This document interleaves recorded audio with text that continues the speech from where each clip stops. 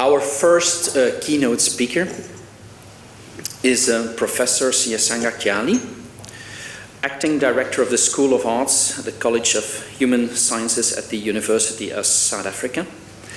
Tyali is Professor and Acting Director, as I said. He is also the Deputy Chairperson of the Film and Publication Board and sits on steering committee of the South African Center for Digital Languages Resources. So, Professor Tyali, can I call you to the stage, please?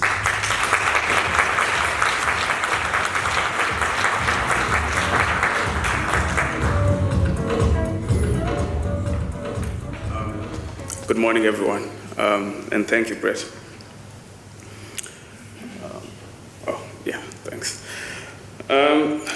First of all, I would like to acknowledge the Conference Executive Committee of FIAT, as led by its President, Brett, as well as the organizing committee of the conference. Colleagues, thank you for the invite to deliver this keynote address. I also would like to acknowledge all the sponsors who have made the conference possible, including SACIA, the national broadcaster, that is the South African Broadcasting Corporation, popularly known as the SABC. I must state that I have a lot of interest when it comes to the broadcast and visual media history of this country. And of course, this broadcast history is extended to some of the work that would have been done by broadcasting institutions of this country or institutions associated with this country to advance the cause of the anti-apartheid movement.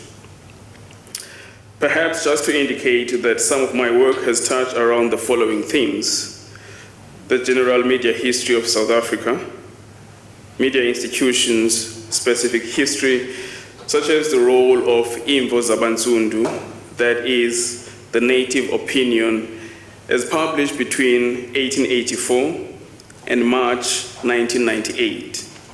And of course, as we all know, that Imvo was the first African-owned and led media entity in South Africa. And so I was then particularly excited to receive a request to deliver the keynote today. And so I titled my talk, Tracing Political Communication via the Radio Archive, the case of the ANC's anti-apartheid radio freedom.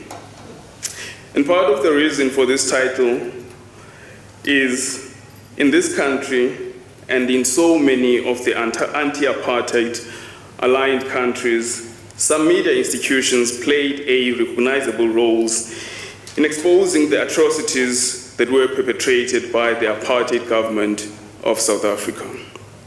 In one example, such media roles were famously exemplified by the activities of journalists that worked for the Drum magazine in South Africa, and of course, in other independent media establishments. And so for me, I think what is fascinating about Radio Freedom is that it was a pioneering institution in so much as political communication, the anti-apartheid broadcasting messages, and insofar as counter-propaganda is concerned. Radio Freedom was created as a response to the clampdown on anti-apartheid activity of South Africa.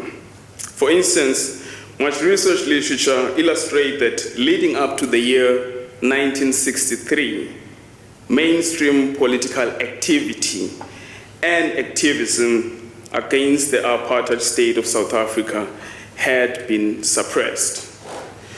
As much is known about such anti-apartheid clampdown, what is relatively unknown is that on 26 June 1963, the birth of broadcasted political communication against the apartheid state soon took place in this country. History records indicate that the following statement was heard on a then recently established anti-apartheid broadcasting radio medium. And it reads, and I quote from what was broadcasted: I speak to you from somewhere in South Africa. I have not left the country. I do not plan to leave. Many of our leaders of the ANC have gone underground. This is to keep the organization in action, to preserve the leadership, to keep the freedom fight going. Never has the country and our people needed leadership as they do now in this hour of crisis. And I found those to be such prophetic words when one actually looks at the current state of the country. And so these were the first words that were uttered on the ANC's Radio Freedom. Walter Sisulu, the anti-apartheid stalwart, uttered this heavily political message on radio airwaves, where he was accompanied on air by another anti-apartheid stalwart, that was Ahmed Kathrada. This maiden political communication message on the airwaves of Radio Freedom would mark a significant shift in the battle of communicating political activities by the ANC. Not only did the broadcast mark the birth of being in control of its political broadcasting narratives, but the message also signaled a shift from relying on solely print political communication strategies by the ANC to a range of media platforms that were to be used for political communication by the political party. The broadcast would also commence a 3-decade use of broadcast media by the ANC to communicate with its exiled as well as its South African-based constituencies during the apartheid era. And so the broadcasting and control of such electronic media messages by the ANC buttressed a long, prolonged period of being in charge of its narrative, thus making the airwaves a useful political communication tool against the government of apartheid South Africa.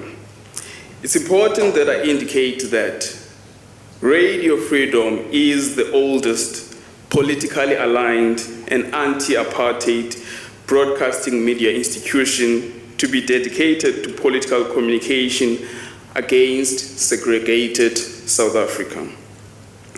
The radio station had initially conducted its broadcasting activities within the country, and so whilst based in South Africa, this radio station operated from Lilliesleaf Farm, which is near Johannesburg today. It was later forced to broadcast from several African countries, including Tanzania, Zambia, Angola, Ethiopia, and Madagascar. And these countries were hosting the then exiled ANC. And so broadly speaking, broadcast by Radio Freedom generally could be classified as clandestine broadcasting, which of course is a method globally used by underground political parties to fight for independence. And so while the contents and context and urgent need for the existence of such a political communication platform in South Africa, Radio Freedom became necessary when the ANC's political activity and the anti-apartheid struggle in the country was officially banned by the apartheid government in 1960. The historical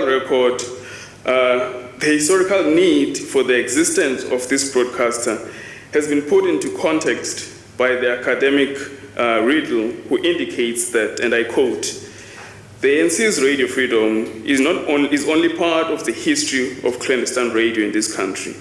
South Africa has a long, largely untold experience of illegal political broadcasting." Riddle, of course, argues that the country can lay claim to no fewer than 5 what he calls freedom radios, all of which have been transmitted illegally, mostly against the government of the day.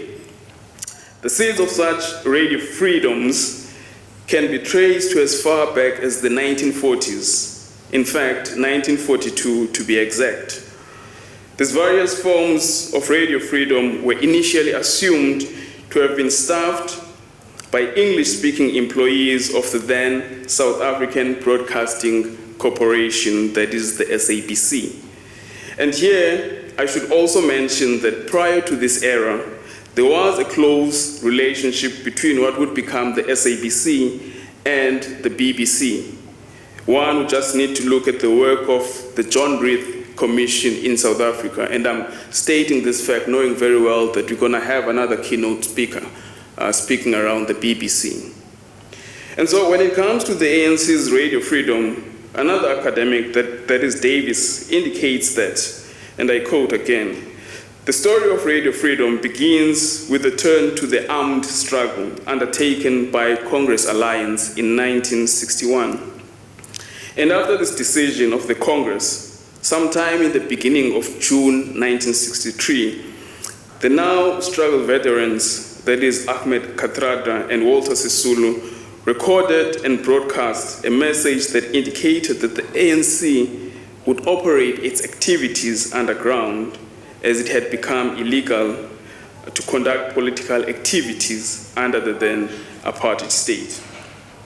Thus, the broadcast content of Radio Freedom was addressed to three audiences: one at home in South Africa, one abroad comprising foreign patrons, and one in exile among those in training camps.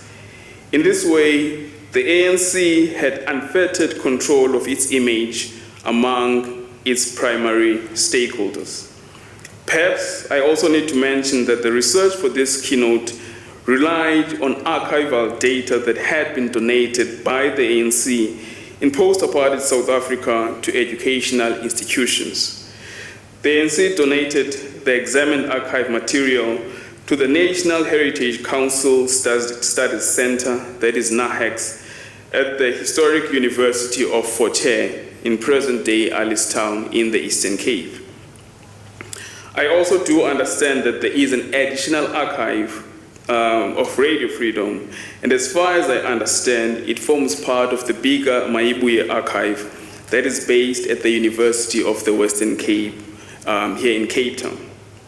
And so while the Maibuye Center of the University of the Western Cape houses an additional archive containing audio recordings of Radio Freedom, for this stage of the research, the purpose has been to analyze documented correspondence, planning and strategy documents, as well as other related documents that pertain to the history of the ANC in relation to Radio Freedom and the use of this radio station for political communication activities.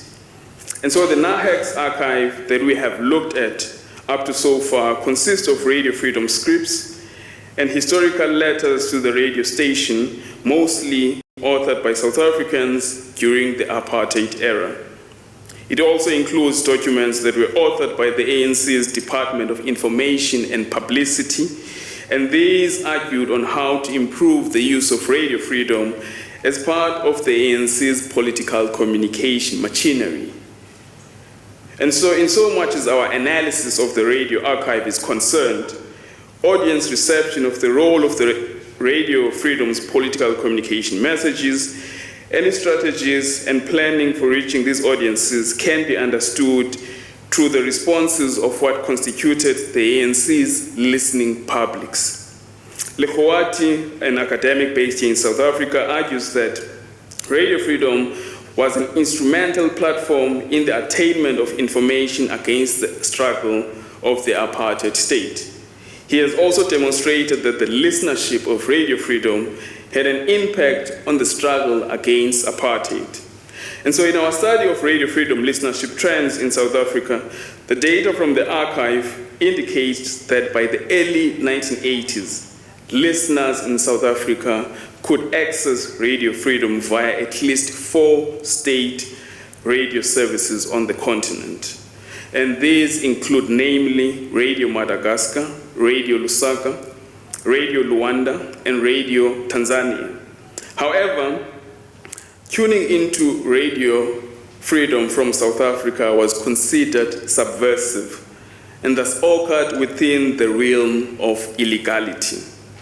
And so archive data on the responses to the political communication machinery of Radio Freedom illustrate that the station was continuously supplied with information of developments in apartheid South Africa. A close analysis of the archived material, and these are radio scripts, reveals that the broadcasts of Radio Freedom were continuously up to date on the then current affairs developing in South Africa. For instance, the scripts which illustrate the broadcast of Radio Freedom programming show that constant reference was being made to the current events in the then apartheid state. Among others, this broadcast included the following current affairs. Issues, a Women's Day program on 6 March 1980 that alluded to the crossroads struggle here in Cape Town and how the apartheid regime of South Africa was oppressing women in particular. On 17 April 1978, broadcast on unemployment in South Africa that spoke to the then proposed Bantu Laws Amendment Bill that would resettle idle and lazy black workers to the Bantustans. The then relations between Pretoria, and I mean apartheid Pretoria and Tel Aviv. And lastly, the unjustified sentencing of Solomon Mahlangu. And so further analysis of how the ANC broadcasted these current affairs through its political communication platform, that is Radio Freedom, suggests that there was constant contact and feedback between the then exiled ANC and its South African-based constituency. For instance, some archived correspondence to the ANC's Radio Freedom gave the following information, and I quote from that archival record. "We are sitting quietly watching what is happening, and if any developments, I will keep you posted. I am listening to our Freedom Radio whenever possible, and I hope you receive my letters and broadcast them." Now this and some other archive documents reveal exchanges between the exiled ANC and its South African constituency. Most of the analyzed exchanges were crafted and sent anonymously. This simply reveals how people were careful not to reveal their identities in discussions about Radio Freedom. We also need to remember that the apartheid state regularly intercepted what it deemed suspicious correspondence. And after all, it was illegal to send political messages to the radio station. And so for me, what is most interesting about Radio Freedom Archive is that it indicates that contrary to the desires of the apartheid government, that in fact there was a constant exchange between the ANC and its South African-based constituency. This exchange was not unidirectional. The archive data illustrate that there was in fact interactive communication between the ANC and its South African-based constituency. Additional data which illustrates the correspondence between the ANC and this country-based constituents suggest that there were friendly and familiar relations with the broadcasters of Radio Freedom. And so in conclusion, our current research on the radio archive illustrates that the ANC relied on the media to achieve its objectives of political communication during apartheid South Africa. And so in some instance, the tension between the media and the ANC in post-apartheid South Africa that seems to be at odds with how the ANC has traditionally understood the role of the media in advancing democratic principles. In the case of this research, the data illustrate how radio was instrumental to this particular cause and how the ANC used the media to advance political objectives.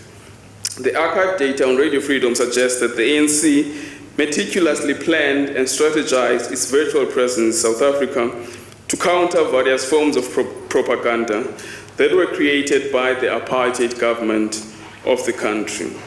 Thus, at the level of virtual presence, Radio Freedom simply illustrates that the ANC was within the borders of the country instead of being in exile. Therefore, in a way, this presence of the ANC to Radio Freedom suggests that the political party maintain a simulated presence even at the time when the apartheid government of South Africa had banned all political activity. And I thank you.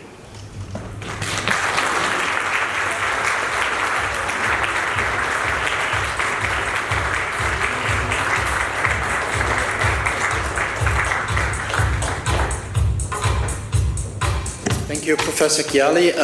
I would like to seize the opportunity to ask a few questions, actually, and I'd also like to give this opportunity to the audience. I think you've given us a very interesting talk about the impact of what is in the end, or what was in the end, illegal broadcasting.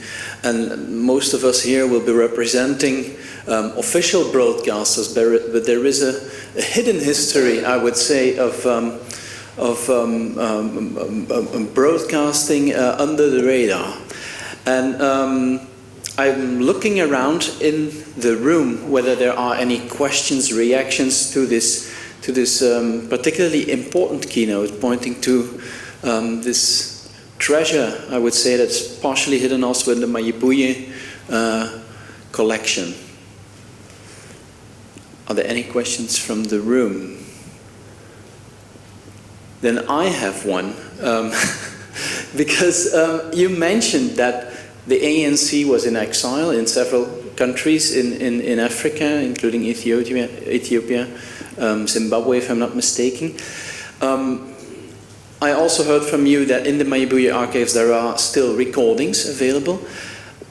Do you know if there's any research being extended towards those other countries, whether there are recordings still available in those other countries? Because the Mayibuye archives are obviously taken care of, but I would hope the same for those other countries. And is there maybe any plan to bring them together to reconstruct the archives of the freedom radios, as you have called them? Thank you, Brett, for the question. In 2019, when the country was having its freedom celebrations, there was an event in Pretoria. And the event was essentially about the repatriation of the broadcast equipment that was based in some of these countries. And I know in particular the material from Madagascar has been brought back to South Africa. And the archive that I've looked at, it was part of the ANC archived. So it's split into two. There's the one in the Eastern Cape and there's the one that is here. But to try and address your question, there is some material that has been brought back.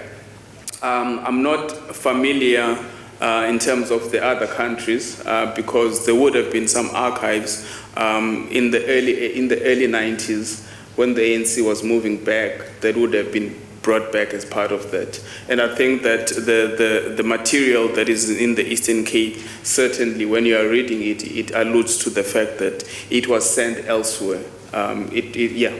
So, yeah, that is the response that I have in terms of your question. Thank you.